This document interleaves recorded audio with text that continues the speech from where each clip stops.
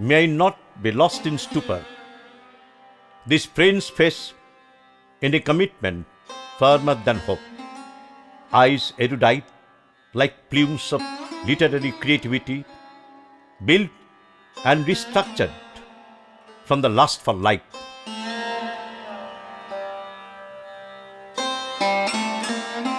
May his life's art be resplendent with the words he pens, the images he crafts with words. Ajay Sarkar has said this of his friend Dhiman Dasgupta. My friend is also my teacher.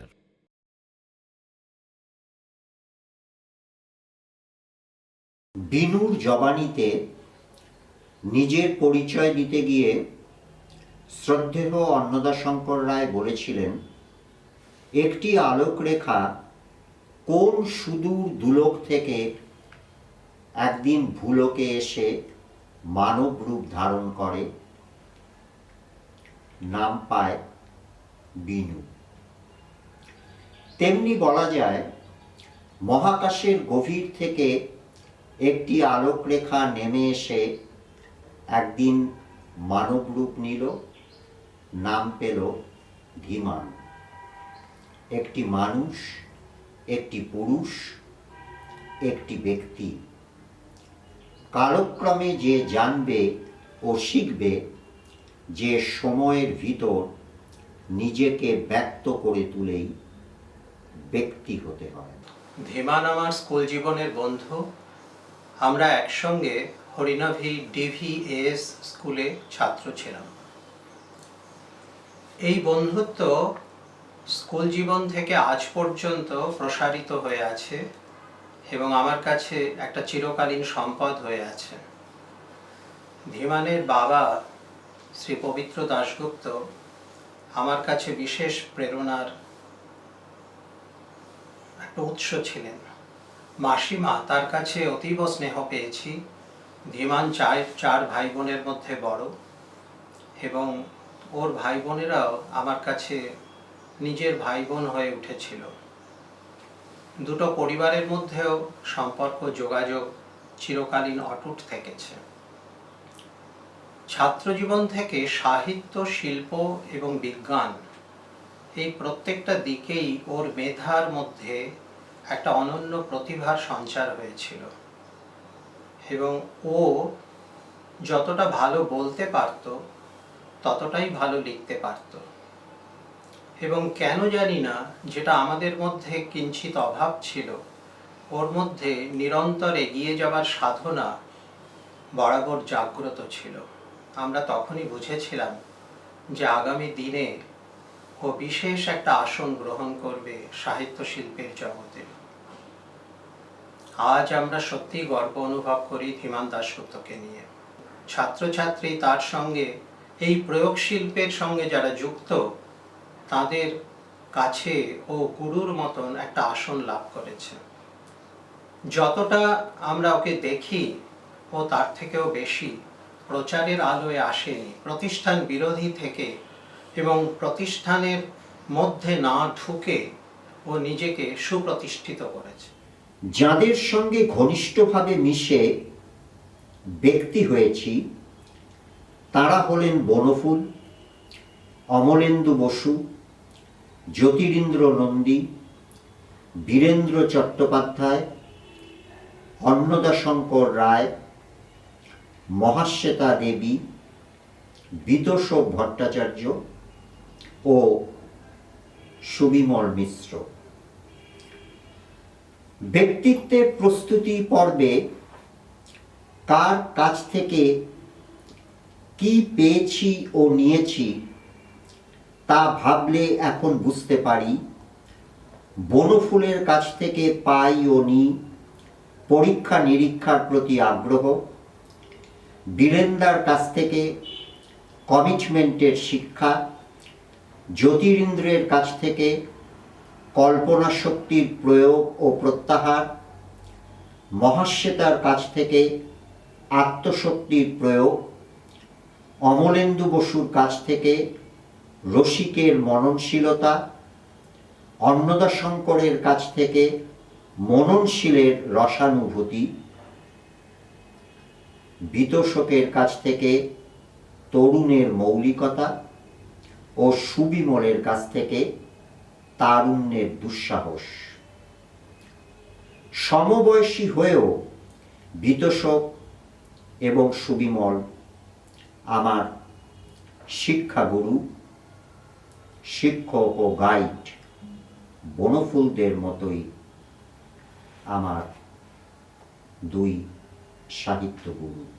Bitoshok Bhattacharya, describing the writer Dhiman, has said, anything human is not alien to him.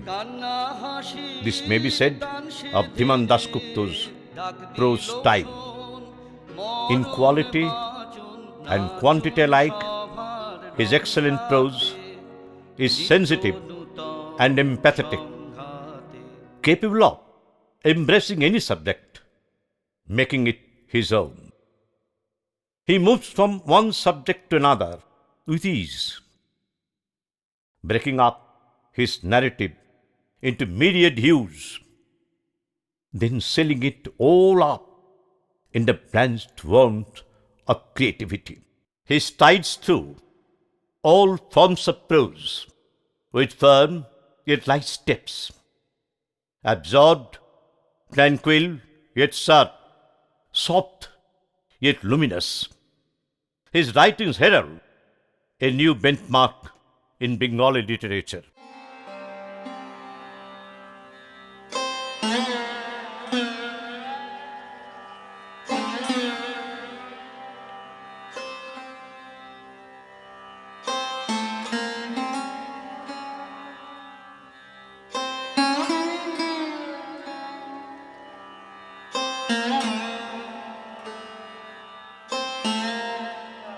আমার বিষয় রাশিবিজ্ঞান, সাহিত্যের প্রতি আমার আগ্রহ আশৈশব। আমার বাবা ছিলেন অধ্যক্ষ, ইংরেজির অধ্যাপক, মা বাংলা ও সংস্কৃতির শিক্ষক।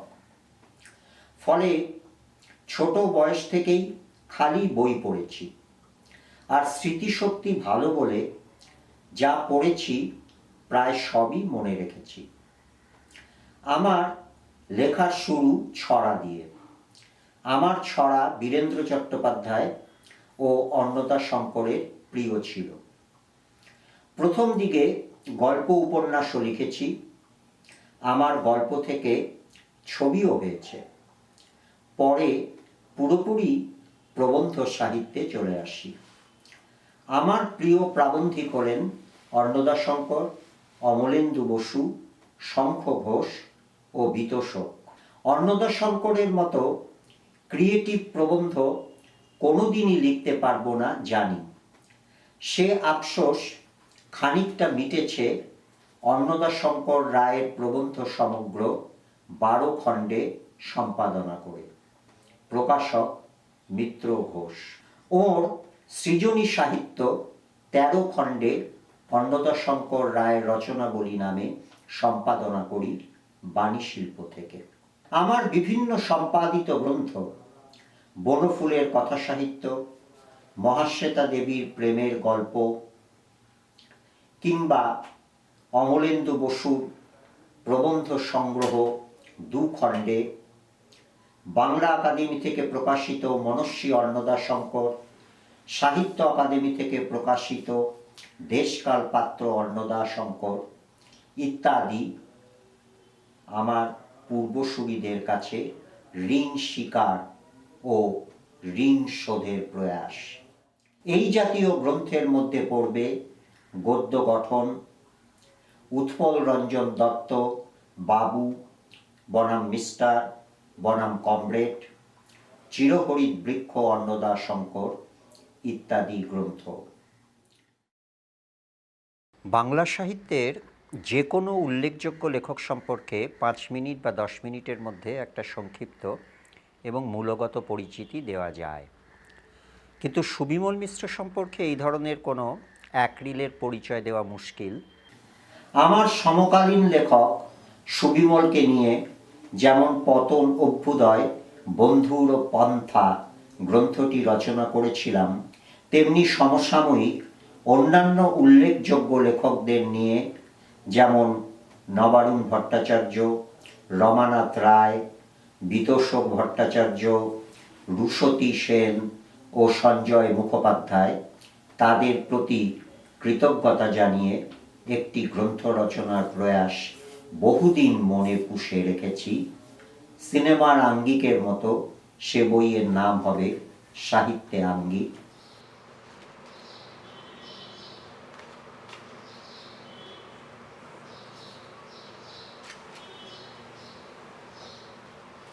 সাহিত্যগুরুদের আর শিল্পগুরুদের ঋণ এ জীবনে অপরিশোধ্য।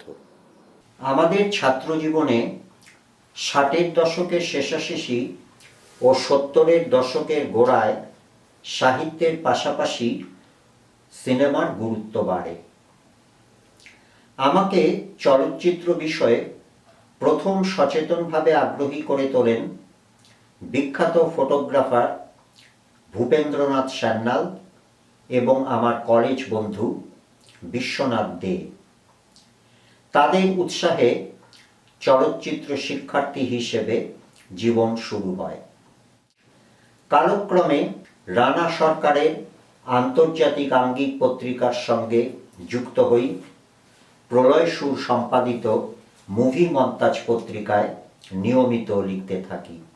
সেই সময় বাংলায় তরুণ পাঠক পাঠিকাদের জন্য চলচ্চিত্র বিষয়ক বইয়ের প্রয়োজন অনুভূত হল। এগিয়ে এলেন তরুণ প্রকাশক বাণীশিল্পের অবনীন্দ্রনাথ বেরা। একে একে প্রকাশিত হল আমার চিত্রনাট্য রচনা ও চিত্রনাট্য বিশ্লেষণ, চলচ্চিত্রের অভিধান, নতুন বাংলা সিনেমা, সিনেমার আঙ্গিক, ফাদার গাস্তর ওবেজের সিনেমার কথা, নতুন সিনেমার সন্ধানে, দিলীপ মুখোপাধ্যায়ের সত্যজিৎ, আইজেনস্টাইন ইত্যাদি। 1978 সালে ধীমান দাশগুপ্তের সঙ্গে আমার কথা সাহিত্যিক যতীন্দ্রের সঙ্গে বাড়িতে আলাপ হয়। তা আমি একদিন ধীমানকে বললাম চলে আসুন আমার বাড়িতে, বসে বই সম্বন্ধে আলোচনা করা যাবে। ধীমান এত তীক্ষ্ণ বুদ্ধি সম্পন্ন এবং এত স্মৃতিশক্তি তার, সে একটা উপন্যাস আমাকে বলে বলে আমার কেশবচন্দ্র তখন পাবলিকেশন সেন্টারটা ছিল, ওখান থেকে কলেজ স্কোয়ারে এলো, যা বলেছিল হুবহু সেই লেখা। আমার তুমি আমাকে বইটা দাও, আমি ছাপবো। ওর একমাত্র উপন্যাস। আর ছোটদের একটা কিশোর সংকলন সম্বন্ধে কথা, একটা অ্যান্থোলজি কথা হলো, তাতে একদম রবীন্দ্রনাথ ঠাকুর থেকে আরম্ভ করে আধুনিক সাহিত্যিক, কবি সাহিত্যিক সকলে লিখেছিল এবং বইটা খুবই আমার প্রকাশনায় অর্থনৈতিক দিয়ে আমি খুব সাফল্য পেয়েছি। তারপরে আমরা এলাম যে একটু অন্যরকম বই ছাপবো, চলচ্চিত্র বিষয়ে এলাম। চলচ্চিত্র বিষয়ে প্রথম বই আমরা চিত্রনাট্য রচনা বিশ্লেষণ, এটা যেন মনে করলাম, আমার মনে হয় হ্যাঁ এটা খুব ভালো বই, এটা করলে হয়।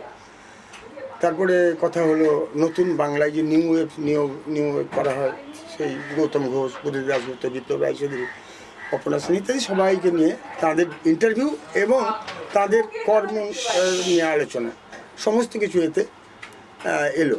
সে বইটাও বিক্রি হলো। তারপরে চলচ্চিত্র অভিধান। ধীমান কোনো রকম করতে দেবে না, বিশাল লোক নেই, এর কমার্শিয়াল সাইড নেই, অবনি তুমি বোঝো না, আমরা না আমি করবো। করলাম, সত্যি সত্যি বাইরে কেউ বুঝতে প্রথম পারলো না, একটু বিক্রি খুবই কম হল। তাতে আমি ভেঙে পড়িনি, সমানে প্রত্যেক বছর চলচ্চিত্র বিষয়ে 2-3টে বই বার করতে আরম্ভ করলাম। তখন এই ইউনিভার্সিটি ইত্যাদি পাঠ্য ছিল না, কোনো ম্যাগাজিন তখন বেরোতো না, মানে আগে আন্তর্জাতিক আঙ্গিক ইত্যাদি সব যে চিত্রবিক্ষণ যে বেরোতো সেগুলো খুব কম বেরোতোই না বলতে গেলে। কিন্তু আমাদের বই আস্তে আস্তে আস্তে আস্তে দেশে বিদেশে স্থান পেল। চলচ্চিত্র বিষয়ক রচনার ক্ষেত্রে তথ্য হিসাবে উল্লেখ করা যায় যে বাংলায় চলচ্চিত্র বিষয়ে সবচেয়ে বেশি সংখ্যক বই প্রকাশ করেছেন বাণীশিল্প, এবং কৃতিত্ব হিসেবে নয়, তথ্য হিসেবেই উল্লেখ করা যায় যে ভারতবর্ষে চলচ্চিত্র বিষয়ে সবচেয়ে বেশি সংখ্যক বই লিখেছেন ধীমান।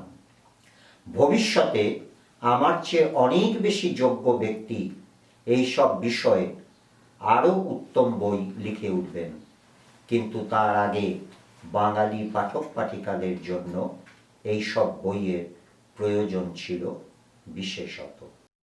His cinema writings in particular have opened up new horizons in film studies. Tatyapratim Bandyopadhyay puts it this way: books like Technique in Cinema, Image in Cinema, Composition, Color are a rarity in Bengali. The extent and depth of reading, watching films, awareness of the other arts, and practical experience of film technique, Dhiman has them all. It is but natural that he alone can write such texts. Literature, science, art, cinema, philosophy, Dhiman writes on all these subjects. That's why perhaps his writing is always invested with fresh dimensions.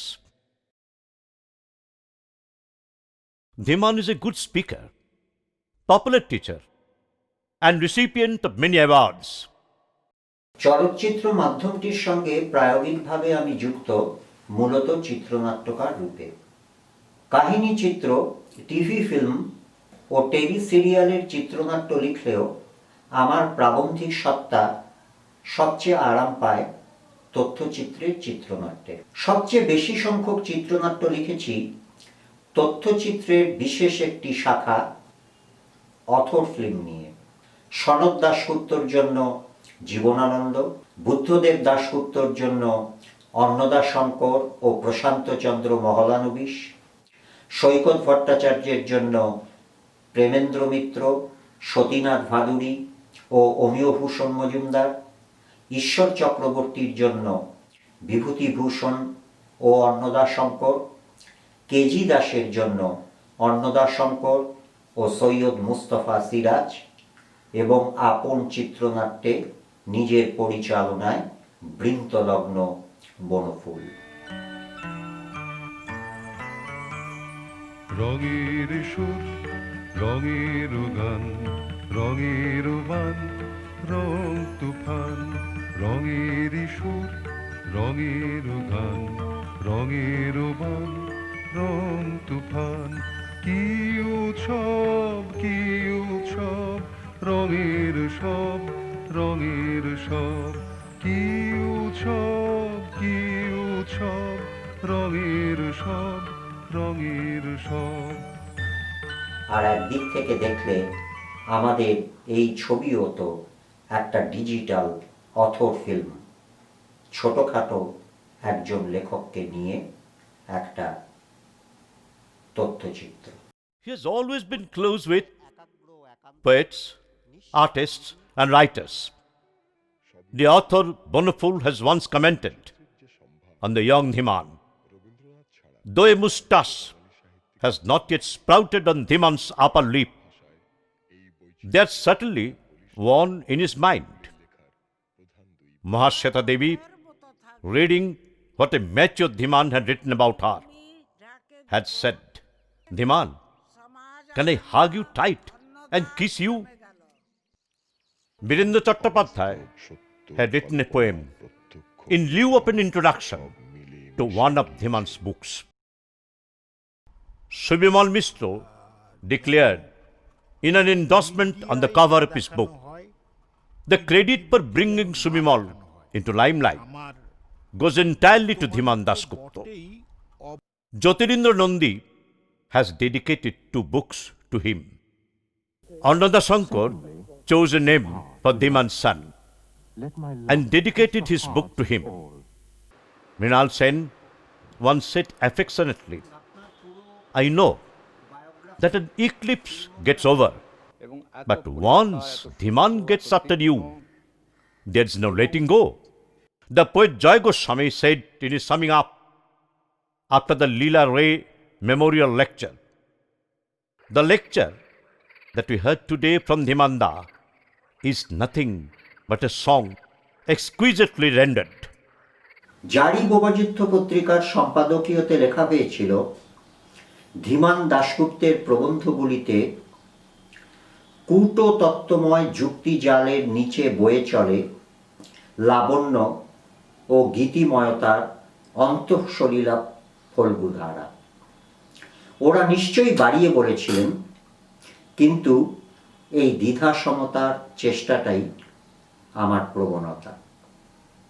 সমাপ্তিতে আরেকটা কথা বলতে হবে, প্রথম থেকেই বিজ্ঞান নিয়ে লিখেছি, কিন্তু সম্প্রতি প্রকাশক ও প্রযোজক বন্ধুবর শঙ্কর সরকারের উৎসাহে বিজ্ঞান, দর্শন ও ধর্মের সম্পর্ক ও মিথস্ক্রিয়া নিয়ে বেশ কয়েকটি বই আমাকে লিখতে হয়েছে ও হচ্ছে। শ্রী দেবানন্দ দাশগুপ্ত আমার দীর্ঘদিনের পরিচিতি আছে। ওনাকে আমি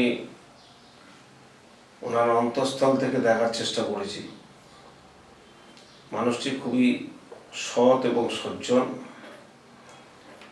এবং কর্তব্যপরায়ণ। তিনি আমার সাথে যুক্ত হয়েছিলেন বালব্রহ্মচারীর তার দর্শন বিজ্ঞান সম্পর্কে, তার আদর্শ, তার তত্ত্ব সম্পর্কে কিছু বই লেখার উদ্দেশ্য কেন্দ্র করে। একাধিক বই লিখেছেন, কম করে 25-30টা হবে, এবং সমাজে সেটা খুব গুরুত্বপূর্ণ। মানুষটি পূর্ণাঙ্গ মানুষ এবং মানযুক্ত হুঁশ বললেই চলে। সততার প্রতীক, এটা বারবার বলতে হচ্ছে। নির্লোভী, এবং ওনার মধ্যে যে জ্ঞান আছে, সমাজ যদি ওনাকে ব্যবহার করত, সমাজ যদি ওনাকে গ্রহণ করত, তাহলে সমাজের পরিবর্তন ঘটত। এবং উনি সাম্যবাদের উপরও যেসব লিখনীগুলো লিখেছেন, তাতে প্রকৃতিকে ধরে রেখেই লিখেছেন, প্রকৃতির ধারাপাতাকে নিয়েই লিখেছেন। সেটা আমাদের কাছে গ্রহণযোগ্যতা হওয়া উচিত, এবং সরকার এটাকে গুরুত্ব দিক, সরকার এগিয়ে আসুক, এবং উনি যা চাইছেন ওনাকে নিয়ে গবেষণা আগামী দিনে করা হোক। একাধিক তথ্যচিত্র নির্মাণ করতে হচ্ছে ও হয়েছে, যার মধ্যে সৈকত ভট্টাচার্য পরিচালিত কসমস অ্যান্ড সাইকি ছবিটি সত্যিই উল্লেখযোগ্য। The universe which pervades everything, the eternal cosmic space, and the eternal time that engulfs all, are waiting for that eternal, infinite, and supreme truth.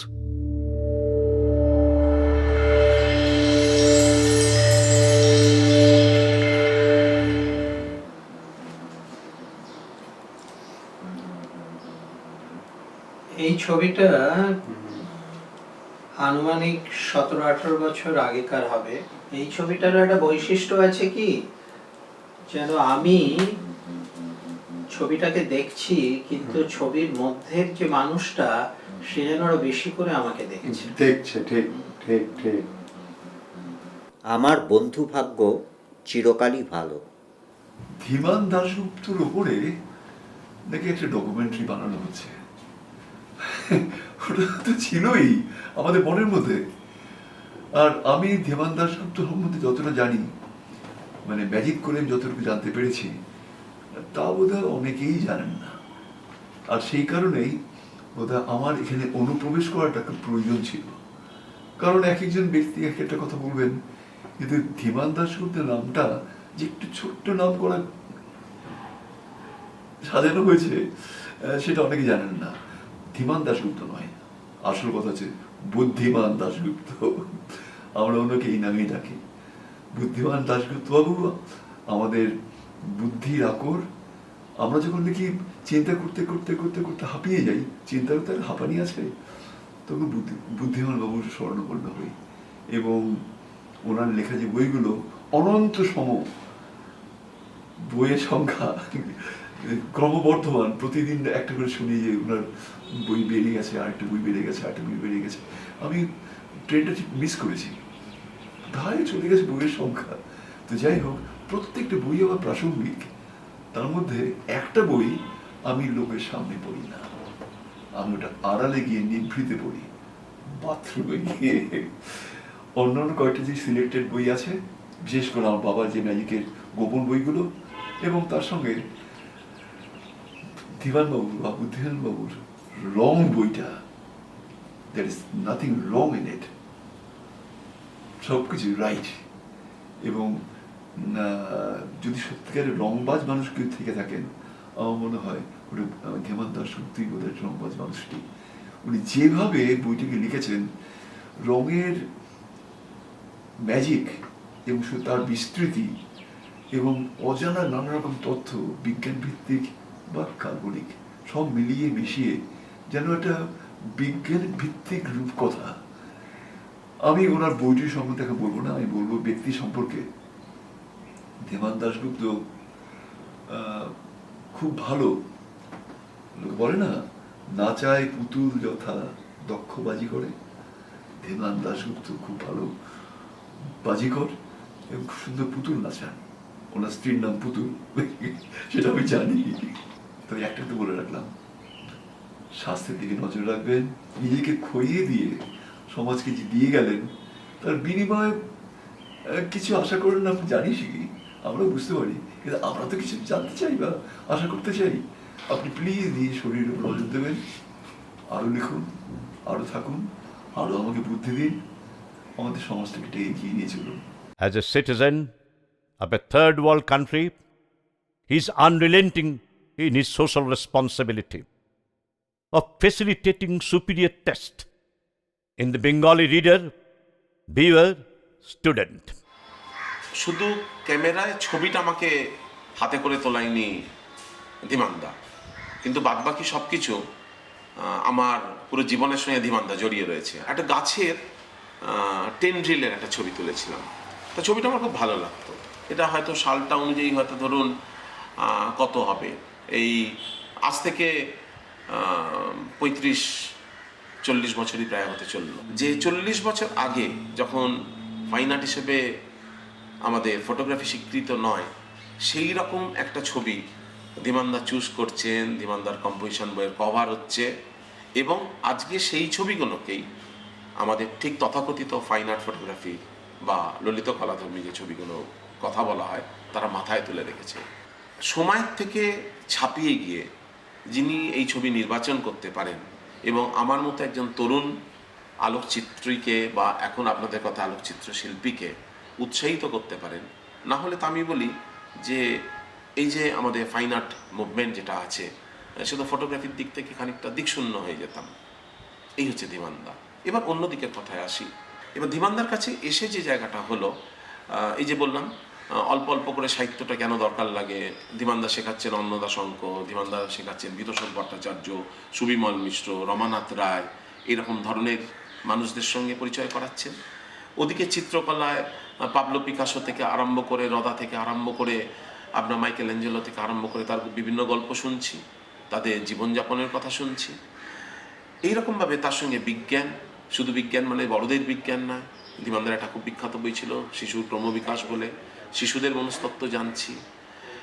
রং নিয়ে একটা বই লিখে ফেললেন, রঙের বিভিন্ন পর্যায়ে জানতে শুরু করলাম, তার মনস্তত্ত্ব থেকে আরম্ভ করে, তার ব্যবহার বিধি থেকে আরম্ভ করে, তার বিজ্ঞান থেকে আরম্ভ করে, তার দর্শন থেকে আরম্ভ করে খুব দ্রুত আমার ছবি পাল্টাতে শুরু করলো। যদি কোনো দিন বাংলার ফটোগ্রাফি আন্দোলনকে নিয়ে কখনো আলোচনা হয়, মধ্যে ধীমানদা জড়িয়ে গেছেন। কারণ কি, এই যে বিভিন্ন ধীমানদার দেখিয়ে দেওয়া পথ, ধীমানদার লিখে রাখা বিভিন্ন লেখা, তার মধ্যে দিয়ে চর্চা করতে করতে আমরা মনে হয় কোনো কিছু একটা ধরতে হয়তো সক্ষম হয়েছি, না হলে আমাদের এই সফলতাটা আসতো না। এইরকম একটা জায়গা, অনেক কঠিন কঠিন জিনিস একদম ছাত্রের মতো আজও আমি এখনো করে থাকি। ধীমানদাকে জিজ্ঞেস করি এবং ধীমানদার বোঝাবার পদ্ধতি, অনেকে বলে ধীমানদার লেখা অনেক কঠিন, কিন্তু যদি মানে ধীমানদার সঙ্গে মিট করা যায় কখনো, তাহলে বলা যাবে যে ধীমানদার থেকে সহজ সরল মানুষ কী করে হয় জানা নেই। এখন যেই মুহূর্তে ধীমানদার হাতে কলমটা পড়ে যায়, একদম মাত্রাটা অন্যদিকে নেয় আর কি, তার গতি প্রকৃতি পাল্টাতে থাকে। আমি বলি সেটাও মন্দ লাগে না, যেহেতু কাছ থেকে ধীমানদাকে দেখা, সেই জায়গা থেকে। আমি কি আমার ছাত্রছাত্রীদের অপরিসীম শ্রদ্ধার যোগ্য? At present, he is engaged in compiling for R&R publication Darshan Kosh, an encyclopedia of philosophy.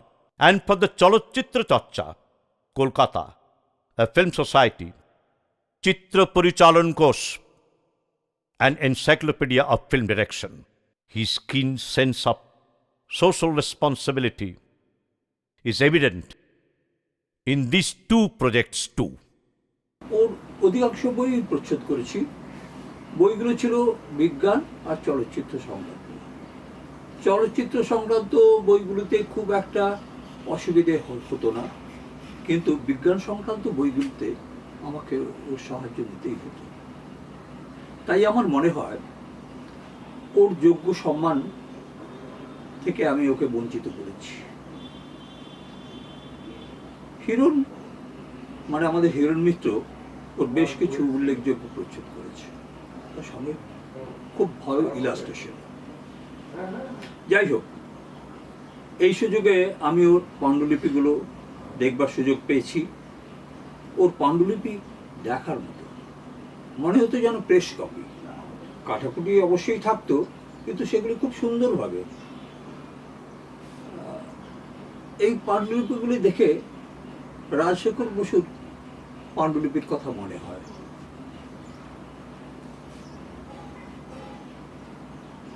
তবে এখানে আরেকটা কথা, সেটা হচ্ছে ধীমানের অক্ষরলিপি সম্পর্কে একটু জেনে নেওয়া হলো। ধীমান অর্থাৎ বুদ্ধিমান, জ্ঞানবান ইত্যাদি।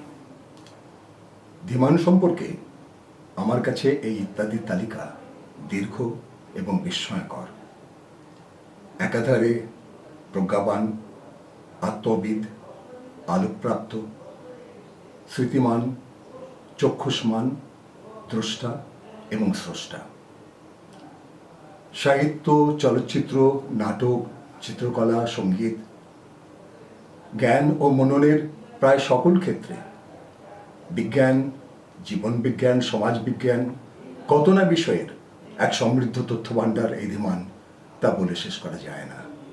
ও যেন জ্ঞানের, বোধের, রসের জগতের সকল সমুদ্রের গভীরে, বালুচরের বিস্তারে, সমাজের বাস্তবতার অতিবাস্তবতায়, অধিবাস্তবতায়, প্রশস্ততায়, সংকীর্ণতায় সর্বত্র একটা ছাঁকনি নিয়ে ঘুরে বেড়ায়।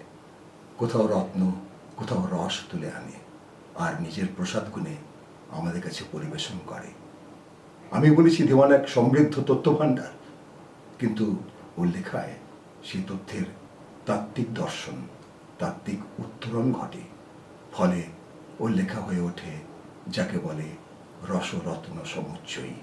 যখনই কোনো তাত্ত্বিক সংকটে পড়েছি, আমার চিন্তা বা সিদ্ধান্তের সপক্ষে কোনো যুক্তির প্রয়োজন বা কোনো চিন্তাবিদের সমর্থন দরকার হয়েছে, ধীমান তার আশ্চর্য স্মৃতিকোষ থেকে বিশাল তথ্য ভাণ্ডার মেলে ধরেছে। যে কোনো তথ্য, যে কোনো প্রসঙ্গ ও নতুন আলোতে দেখতে পারে, নিজের আলোতে দেখাতে পারে, তাই আলোকপ্রাপ্ত। মনস্বী প্রাবন্ধিক রূপে ওর যে উচ্চতা, সৃজন সাহিত্যে সময় দিলে তার উচ্চতা কিছু কম হতো না। তার প্রমাণ সে রেখেছে উপন্যাসে, কবিতায়, ছড়ায়। এমনকি ওর প্রবন্ধগুলো চিন্তায়, মননে এমন নতুন আলোক ছটা জাগিয়ে তোলে, এই মননশীল লেখাগুলো আমি বলবো এই সৃজনশীল লেখাই। যে কোনো আপাত নিরস প্রসঙ্গ ওর লেখায় হয়ে ওঠে অত্যন্ত সরস। ও যেন ফরাসি দেশের সেই কথক, যে অবিরাম বলতে পারে এবং মুগ্ধ রাখতে পারে, যাকে ফরাসিরা বলে রকাতর। সবচেয়ে ভালো লাগে পড়তে, তারপর একা বসে লিখতে, তারপর পড়াতে বা ভাষণ দিতে, তারপর শুটিং করতে। আমার কৃতি ভাই বোনদের তুলনায় আমি কিছুই না। আমার প্রিয় বন্ধু বিভাস সবসময় আমাকে বলে, তুমি একটা অপদার্থ। জানি যৎসামান্য যা করেছি কিছুই করা হয়নি, অকিঞ্চিৎকর যা লিখেছি কিছুই লেখা হয়নি। মৃত্যুর পর এক আধটা লেখাও যদি 5-10 বছর টিকে থাকে তাহলেই আমি ধন্য। নামটা একেবারে মুছে গেলেও ক্ষেত থাকবে না। শূন্য থেকে এসে আমরা আবার শূন্যেই ফিরে যাই। একবার স্বর্গ থেকে পুষ্পবৃষ্টি হলো, দেবতারা জেন সাধকের প্রশংসা করলেন। সাধক বললেন, প্রশংসা কেন? আমি তো কিছু বলিনি।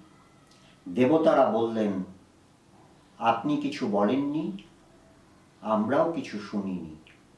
শূন্যতা এই হলো শূন্যতা।